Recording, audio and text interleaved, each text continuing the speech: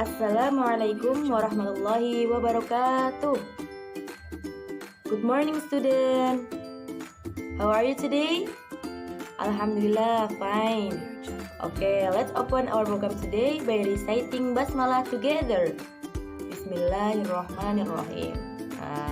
Gimana murid-murid? Sudah mandi belum? Sudah ya, walaupun libur, walaupun bukan libur, walaupun belajar di rumah, tetapi kita harus tetap disiplin menjaga kesehatan. Salah satunya dengan mandi teratur sehari 2 kali. Oke, pada pertemuan kali ini, Bu Guru akan membahas mata pelajaran tema 1 subtema 1. Pokok bahasannya yaitu cara perkembangbiakan tumbuhan dan hewan. Nah, pada kali ini Bu Vina akan khusus membahas tentang cara perkembangbiakan tumbuhan. Langsung saja mari kita lihat slide berikut. Cara perkembangbiakan tumbuhan dan hewan.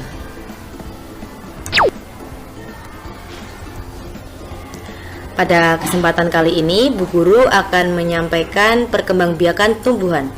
Jadi perkembangbiakan tumbuhan itu dibagi menjadi 2. Ada generatif dan vegetatif. Generatif adalah melalui proses perkawinan, sedangkan vegetatif tidak melalui proses perkawinan. Kesempatan kali ini Bu Guru akan menyampaikan khusus perkembangbiakan tumbuhan secara generatif. Oke. Apa sih perkembangbiakan tumbuhan secara generatif itu? Nah, perkembangbiakan tumbuhan secara generatif disebut dengan proses penyerbukan. Proses penyerbukan adalah proses jatuhnya benang sari ke kepala putik. Kita lihat prosesnya. Oke. Nah, di sini ada gambar bunga. Nah, ini namanya kepala putik. Putik itu dalam bunga adalah sel kelamin betina. Sedangkan benang sari dalam bunga ini namanya sel kelamin jantan. Jadi proses penyerbukan adalah jatuhnya benang sari atau sel kelamin jantan ke kepala putik atau sel kelamin betina. Coba diulangi. Proses penyerbukan adalah proses jatuhnya benang sari, ini yang kuning ini, ke kepala putik.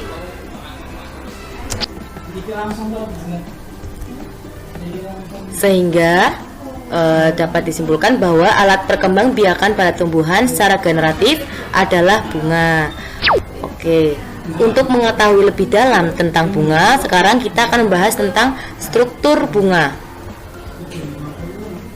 Nah, ini ada bunga apa? Ada yang tahu? Ya, betul, bunga mawar. Nah, dari bagian luar satu-satu ya. Yang di sini namanya kelopak bunga. Oke. Kemudian yang memanjang ke bawah, ini memanjang ke bawah, namanya tangkai bunga. Kemudian struktur bunga selanjutnya menuju ke dalam seperti yang sudah tadi Bu Vina bilang. Ini namanya mahkota bunga. Nah, mahkota bunga ini biasanya yang bisa membedakan, oh itu bunga mawar, itu bunga melati. Nah, ini namanya mahkota bunga. Kemudian yang atas ini tadi masih ingat atau enggak? Apa? Ya, betul. Ini kepala putik. Nah, yang memanjang ke bawah ini namanya apa yuk? Namanya tangkai putik. Kemudian yang berwarna kuning ini namanya kepala benang sari. Nah, bawahnya tangkai benang sari. Oke, sudah paham? Lanjut ya. Struktur bunga berikutnya. Jadi kalau misalnya anak-anak nanti di rumah bisa mencoba ya. Kalau bunga dibelah itu di dalamnya akan muncul bagian-bagian seperti ini. Tadi sudah sebutkan ini putik, ini benang sari. Nah, yang bagian dalam ini namanya adalah bakal biji. Bakal biji ini di sini akan diproses benang sari dan kepala putik yang sudah tadi melalui proses penyerbukan akan diproses di sini dan akan menghasilkan bakal biji. Dari bakal biji itu akan muncul biji, dan biji itu yang biasanya kita gunakan untuk menanam tanaman baru. Gimana? Sudah paham belum? Insya Allah paham ya. Oke. Selanjutnya, jenis-jenis bunga. Nah, jenis bunga itu ada bunga sempurna, bunga tidak sempurna, bunga lengkap, dan bunga tidak lengkap. Wah, kok banyak ya Bu Vina? Ya, mari kita bahas satu-satu ya. Oke, bunga lengkap. Bunga lengkap itu adalah bunga yang memiliki seluruh bagian bunga. Maksudnya gimana Bu Vina? Maksudnya yang memiliki seluruh bagian bunga itu tadi Bu Vina sudah menyebutkan ada benang sari, ada putik, kemudian ada mahkota, ada kelopak, ada tangkai bunga. Nah, semua ini bunga yang memiliki semua bagian-bagian dari bunga disebut dengan bunga lengkap. Oke. Kemudian, nah kalau bunga tidak lengkap gimana Bu Vina? Berarti salah satu dari struktur bunga tadi, mungkin benang sarinya atau putiknya itu tidak dalam satu bunga. Artinya bunga tersebut tidak memiliki seluruh dari struktur bunga. Nah, contoh bunga lengkap ini ada bunga bakung dan bunga sepatu.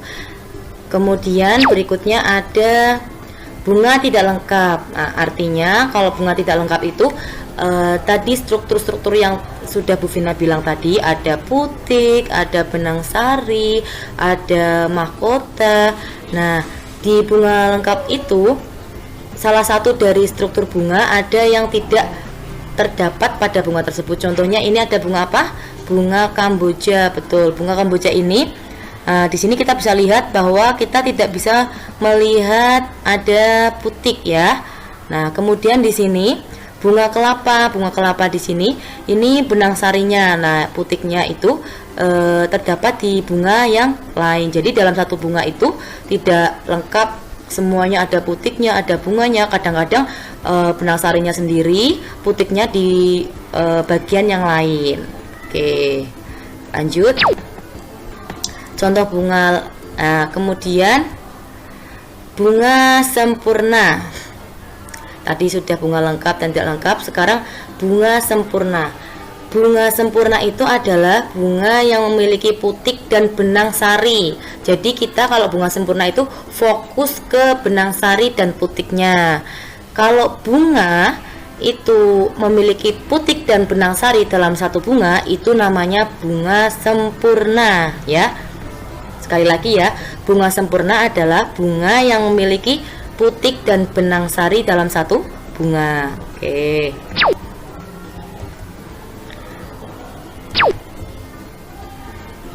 Sedangkan bunga tidak sempurna adalah bunga yang hanya memiliki satu sel kelamin saja. Contohnya apa? Nah, contohnya ini bunga salak. Bunga salak di sini ada bunga salak jantan dan bunga salak betina. Jadi dalam satu tumbuhan itu bunga sel kelamin jantannya dan sel kelamin betinanya itu terpisah, tidak dalam satu bunga. Oke, gimana? Sudah paham belum?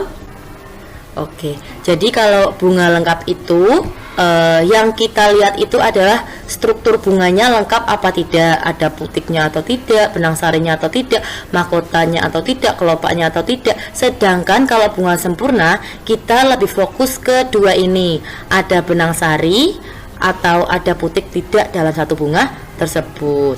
Oke, lanjut ya. Nah, macam-macam penyerbukan. Penyerbukan dibedakan menjadi dua.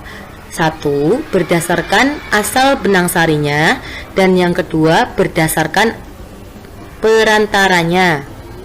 Berdasarkan asal benang sarinya, penyerbukan dibagi menjadi 4. Satu, penyerbukan sendiri, kemudian penyerbukan tetangga, penyerbukan silang, dan yang terakhir penyerbukan bastar. Kemudian berdasarkan perantaranya. Penyerbukan itu ada yang melalui perantara angin, ada yang melalui perantara hewan, dan ada yang melalui perantara manusia dan air. Oke, lanjut ya. Nah, berdasarkan asal serbuk sarinya, kita bahas satu-satu. Penyerbukan sendiri adalah tadi masih ingat enggak penyerbukan itu apa? Ya, betul. Penyerbukan adalah jatuhnya benang sari ke kepala putik. Nah, penyerbukan sendiri adalah bahwa benang sari jatuh ke kepala putik masih dalam satu bunga.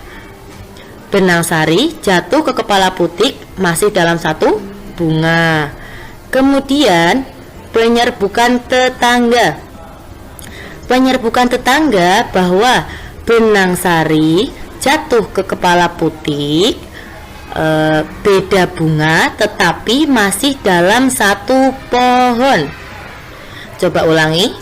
Penyerbukan tetangga adalah benang sari jatuh ke kepala putik, lain bunga tetapi masih dalam satu pohon.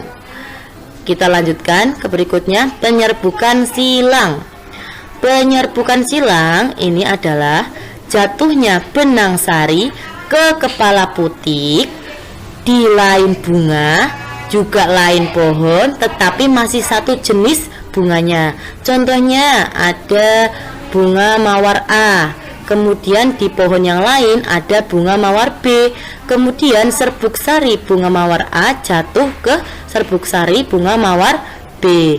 Nah, itu masih sama-sama mawar tetapi di lain pohon. Oke, kita lanjutkan ke penyerbukan bastar. Kita bisa lihat ya, di penyerbukan bastar itu sudah bisa jelas sekali itu bunganya, yang satu warnanya ungu, yang satu warnanya orange.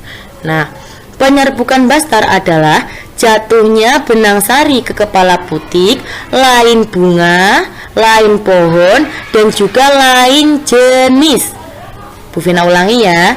Jatuhnya serbuk sari ke kepala putik, lain bunga, lain pohon, dan lain jenis. Contohnya ada bunga mawar dan bunga melati. Nah, serbuk sarinya bunga mawar itu jatuh ke serbuk sarinya bunga melati. Nah, itu berarti penyerbukannya disebut penyerbukan bastar.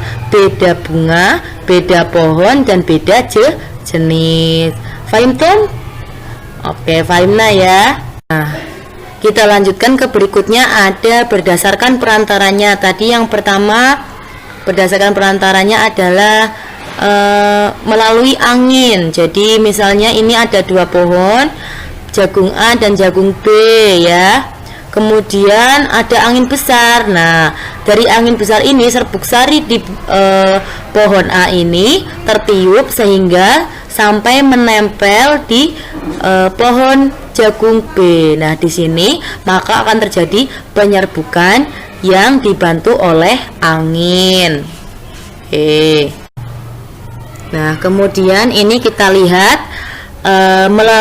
penyerbukan melalui bantuan hewannya. Di sini contohnya adalah lebah madu. Contohnya lebah madu itu sedang menghisap madu di bunga A atau bunga mawar A. Kemudian ketika menghisap tiba-tiba serbuk sarinya menempel di badannya lebah madu. Kemudian lebah madu tersebut pindah nih ke bunga B. Ketika pindah ke bunga B, otomatis serbuk sari yang menempel di badannya akan menempel pula di bunga B, dan akhirnya serbuk sari tersebut jatuh ke putik bunga B. Sudah paham belum? Sudah ya, insya Allah. Nah, berikutnya adalah melalui perantara air. Contohnya misalnya sebuah bunga itu tiba-tiba hujan datang, kemudian bunga tersebut tertimpa air hingga menyebabkan benang sarinya mengalami kerontokan sehingga jatuh di bunga yang lain. Akhirnya benang sari tersebut jatuh tepat di kepalanya putik bunga yang lain. Oke, next, dan ini yang terakhir, penyerbukan yang dibantu melalui perantara manusia. Jadi manusia dengan sengaja memindahkan benang sari ke kepala putik bunga yang lain. Ini berarti penyerbukan dibantu oleh perantara manusia. Oke, sekian yang dapat kita sampaikan. Semoga bermanfaat. Let's close our program today by reciting hamdalah together. Alhamdulillahirabbil alamin. Wassalamualaikum warahmatullahi wabarakatuh.